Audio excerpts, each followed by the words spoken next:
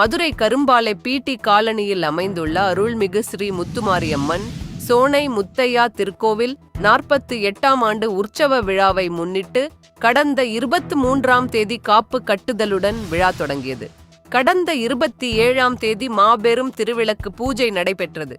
பின்னர் வைகை ஆற்றிலிருந்து 200 பால் குடங்கள், 21 பக்தர்கள் அலகு குத்தி வைகை ஆறு, மீனாட்சி கல்லூரி தேவர் சிலை வழியாக திருக்கோயிலுக்கு வந்து பக்தர்கள் தங்களது நேர்த்திக் கடனை செலுத்தினர்.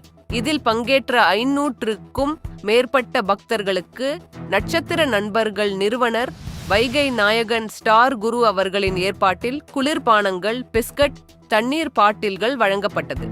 இவ்விழாவில் வழக்கறிஞர் முத்துக்குமார், ரெட் கிராஸ் செயலாளர் ராஜ்குமார் ஆகியோர் கலந்து கொண்டனர். இதற்கான ஏற்பாடுகளை கரும்பாலை பி.டி. காலனி குடியிருப்போர் நலச்சங்கத்தினர் மற்றும் கோவில் விழா கமிட்டியினர் செய்திருந்தனர்.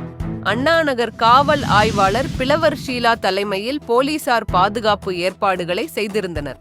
கலாம் நியூஸ் செய்திகளுக்காக மதுரை மாவட்ட செய்தியாளர் கனகராஜ்.